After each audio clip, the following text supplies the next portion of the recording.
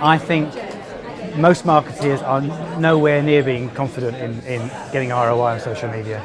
I think most of us have a few tricks that we're learning, but it's still really difficult to do it, I think. I mean, we talk a lot today about setting metrics and following those metrics, but I think often social media channels and use are too divorced from what the business is doing, and therefore the two don't really fit. So there's much more to do.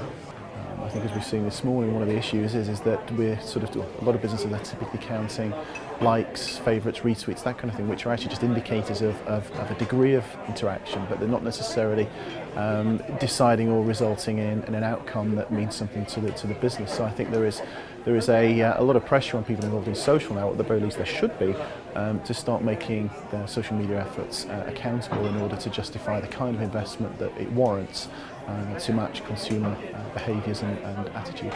I think social media, certainly for the Zagora.com business, has changed in the sense that we now have a community of over 500,000 women, a lot of which are actually based in the United States, so the content has to change, the messaging has to change.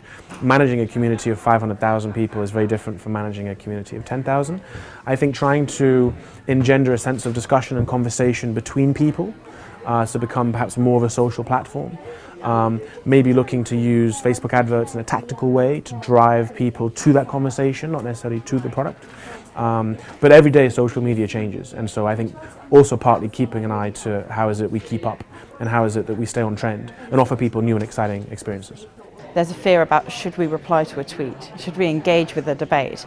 I'm a big fan of taking a risk, and I actually think it's through that trial and error that you learn and you actually get the most impact for your work.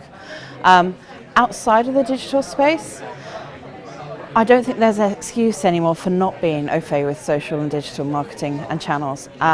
Most of us use them in our day-to-day life. Most of us can shop or bank online, and if you can do that, then you should be actually considering that channel in terms of your own communications as well as your personal life.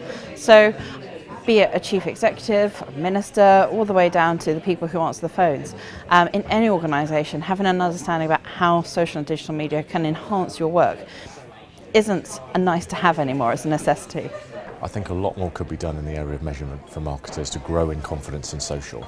I think there's still quite a few baby steps we're taking. There's enough, I think, that we can start to use to build and prove a case. I still think a lot more test and learn and really strong case studies need to come through. I think the work the IPA and the Marketing Society are doing right now on a paper will really help with that. But we need more of those things to prove and make it even more credible, particularly in the boardroom.